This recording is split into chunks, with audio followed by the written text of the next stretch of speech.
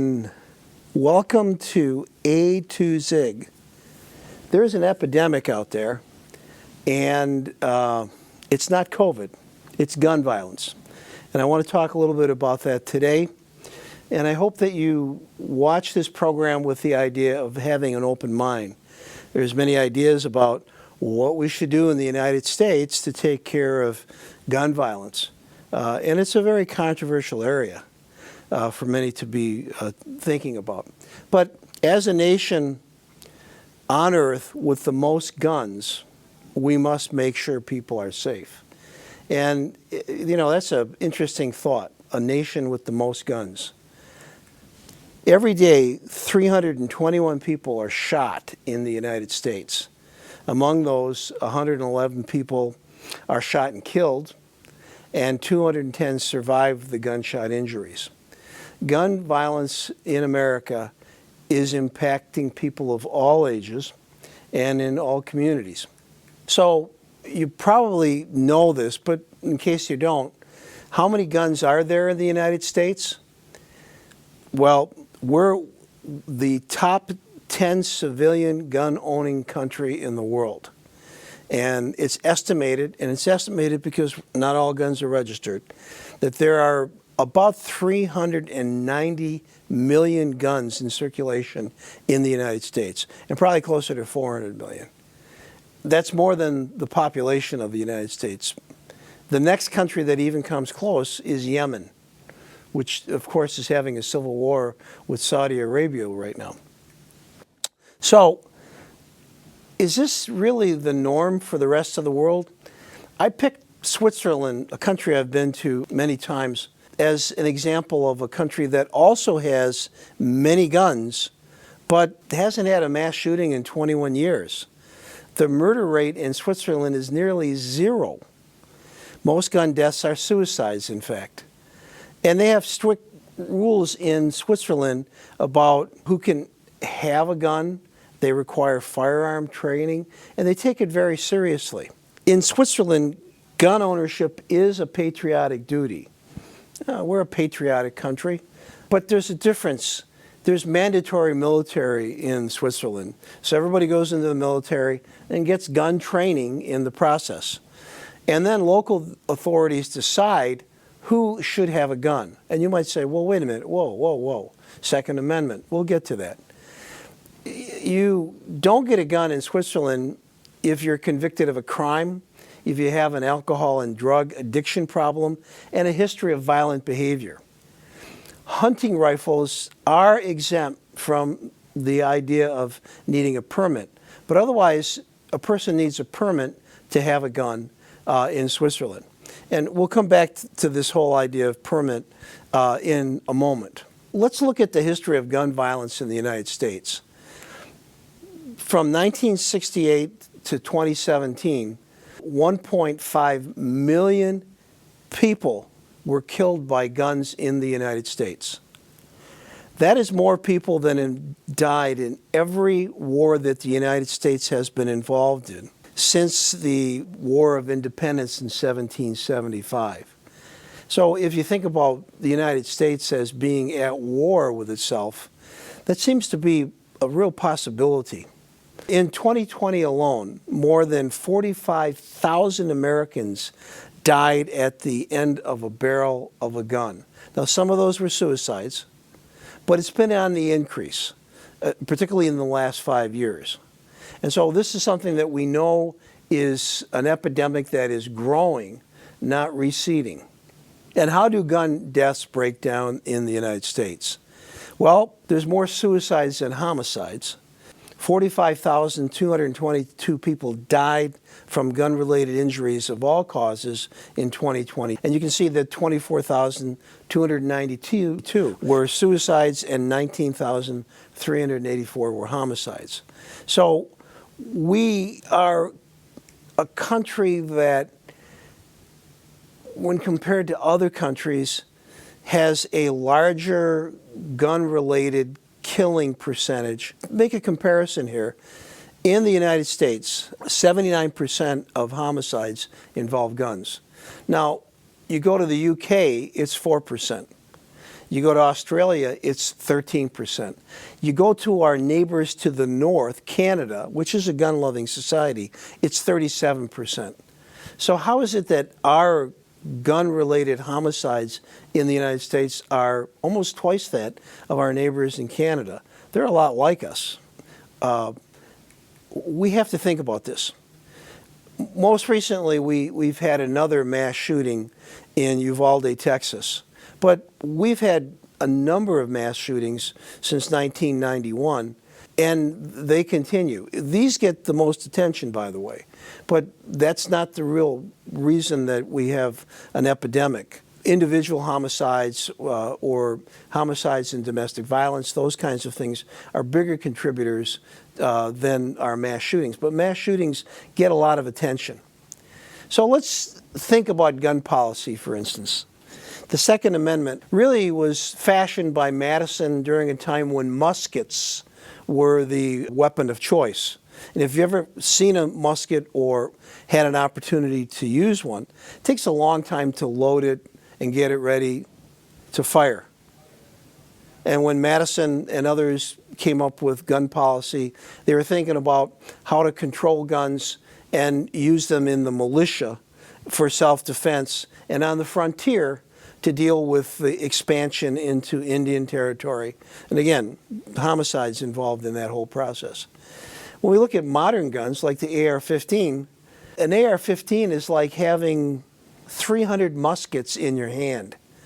You think about the policy that was fashioned by Madison and you think about where we are now, the Second Amendment was really something that didn't really comport with or consider technology's advances in gun production. And what is the Second Amendment? Everybody says it's the Second Amendment. Well, it was something that is really odd. It's one of the oddest amendments. It's not really a complete sentence. It's kind of a ill-defined concept. The thinking with this process was that Madison was trying to get the whole Constitution through. And there were a number of people who were concerned about restrictions on guns. And so they left the Second Amendment really kind of vague because they didn't want to tip people away from approving the Constitution. And so here's how it reads. You listen to it. A well-regulated militia. Okay, starting point, militia. And then there's a comma, and then a kind of a disjointed sentence that says, being necessary to the security of a free state, and we're thinking about the colonies, the first original states, the right of the people to keep and bear arms shall not be infringed. Now, you think those things are connected, right? Militia, state authority, right to bear arms.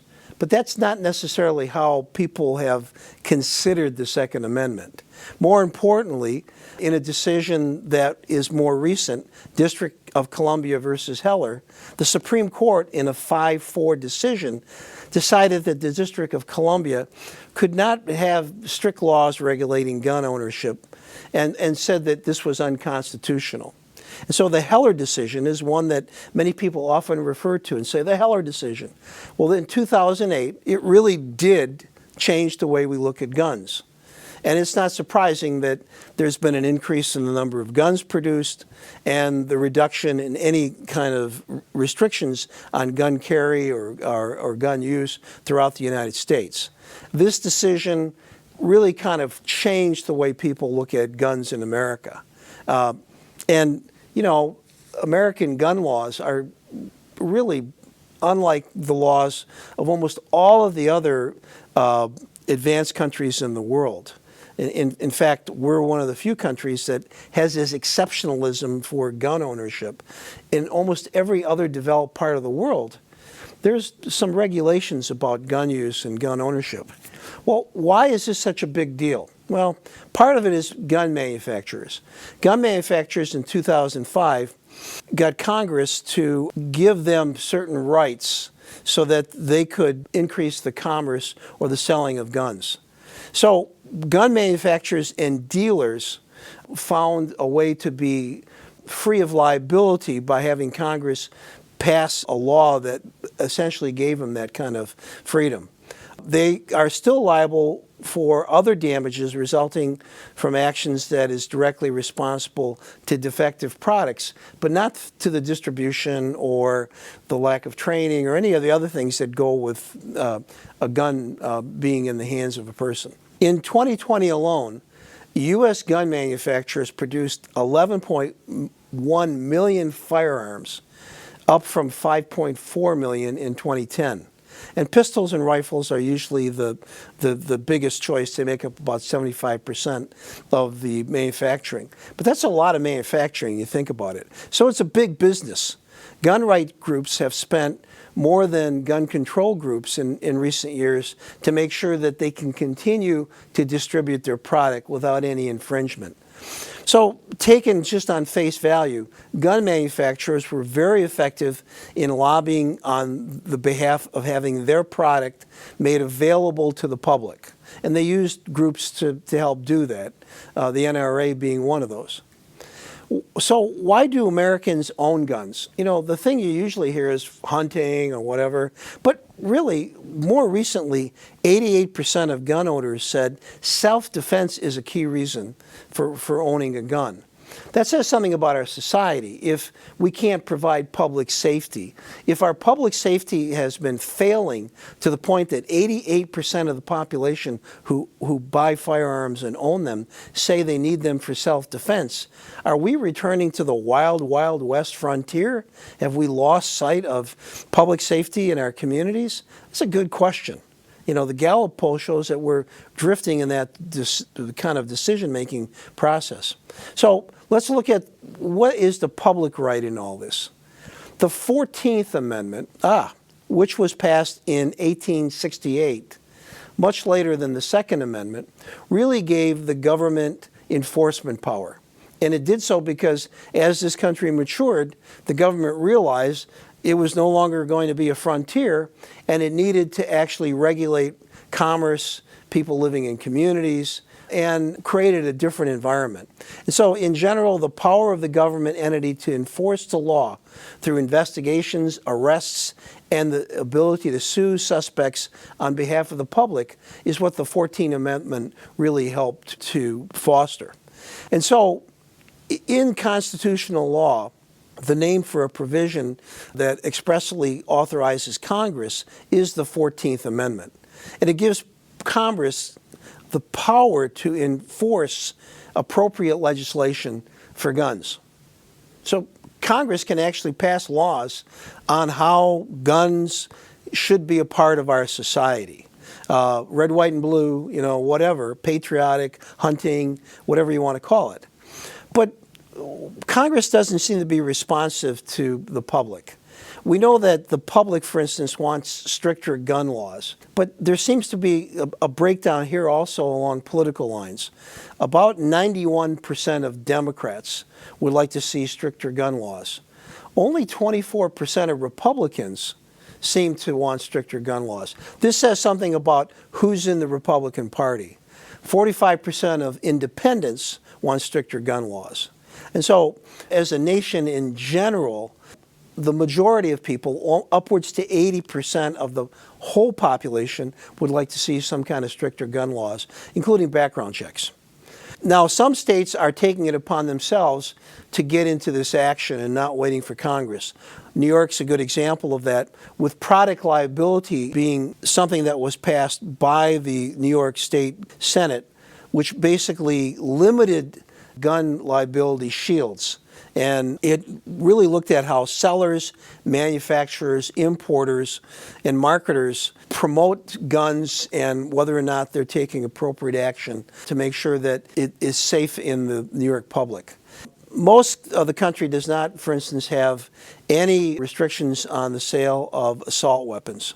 And if you know anything about assault weapons, they were created for the military to be used in combat in war situations. We have roughly 20 million assault weapons in America right now in the hands of the general public. There are armies in the world that don't have that many assault weapons. And so the proliferation of things like assault weapons has come as a result of the Heller decision and the broad interpretation of the Second Amendment. And some people say, well, what if we regulated guns the way we regulate cars? That's a good argument, but it doesn't necessarily hold up in some ways. Every town, for instance, has pushed this concept, and there is some merit to it. Permitting guns, registering guns, insuring guns, training people to use guns, all of those kinds of things make a lot of sense. It's the kind of stuff the Swiss are doing. Remember the Swiss? They hardly have any homicides in their country because the gun culture there is one of responsibility for your weapon. And if you're not responsible for your weapon, you don't have one. That might be hard to sell in the United States. But let's look at motor vehicle safety anyways. We used to have a much worse record for motor vehicle safety in this country. But drivers' attitudes and behaviors were changed through education and through public laws, and vehicle safety technology improved. And so with the advance of things like seat belts and speed limits and redesigning highways and cars and so forth, the number of motor vehicle accidents have not increased with the population. So we know that we can do things like that. But you wonder, well, is violence really a big problem? It costs you and I about $229 billion every year to deal with the estimated costs associated with gun violence. And 97% of Americans, as I'd mentioned, want some kind of expanded background check. And so there is a feeling out there that we should do something. Here's what we can do to prevent more gun deaths. Gun safety is the first start. Reduce the imminent risk of lethality through sensible gun laws and create a culture of safety. That can happen, but it'll take a while. And what's gun safety involved in? Legislation for sensible gun laws, educating the public in general about gun safety, and reducing firearm access to youth and individuals who are at risk of harming themselves and others. And is this a shared responsibility? The gun industry needs to be held accountable. Responsible gun dealers and owners need to be held responsible, and irresponsible gun dealers need to be essentially vetted out of the system. We must insist on mandatory training and licensing for all gun owners. We do that for people who drive automobiles. You got to get a driver's license. You have to prove you can drive a car. We should require secure gun storage for everybody. You know, one of the problems we have is that many guns are stolen and end up in the market. 90% of guns, for instance, in this country, used in crimes come from about 5% of gun dealers. Let's identify those 5% and see what we can do about that. Americans kill each other with guns 25 times the rate of other high-income countries. That's why we need to do it. We've got an epidemic. We've got a problem. So what are the underlying contributors to gun violence reduction? Well, public health solutions need to be looked at. Public health needs to get into the violence prevention business. We need comprehensive solutions that include community safety plans. And every community has a different safety plan depending on whether it's urban or rural, whether it's got high crime, poverty, those kinds of things. And we have to look at the trauma connection, expand access to high quality, culturally competent mental health services for everybody, and address it as being related to trauma. We have to allow the CDC and other agencies to do gun violence research. These lobbying groups that push and manufacture weapons have really made it very hard for the CDC and other groups to research this whole idea of gun violence because they fear that it might come back on them, that they might have to show some responsibility for the gun violence that's taken place. If there's no research pointing the finger back to them, they're free to go. We have to also incorporate a violence prevention attitude in our health system and make our health system responsible to this imperative. We have to prevent community trauma by providing, first of all, adequate mental health services, which is a part of the health system. We have to invest in communities to promote resilience and well-being. So this is a population health matter. Population health is something we need to invest in. It's something that we can all benefit from, and we need to make that a priority. We have to support health norms about masculinity also. most of the shooters in this country are males. It says something about their masculinity that they have to own guns and they have to solve problems by using guns. So we have to look at what's going on there and how can we help men with this whole issue of how to deal with their anger and other issues. And we have to deal with this impulse anger differently. There's a linkage between anger and gun violence. And maybe we need to look at economic development as maybe one of the solutions so we can reduce concentrated disadvantages. We also have to look at law enforcement violence. We've all noticed that law enforcement's being tagged very frequently now with being very violent and maybe overreacting in certain situations. We need to hold police officers and security people accountable if they have violated somebody's rights. There's no place where people should be able to hide from doing something inappropriate. And we have to advance technology about gun safety and self-defense in this country. We have to do this because if we don't, we're going to continue to have this epidemic in this country.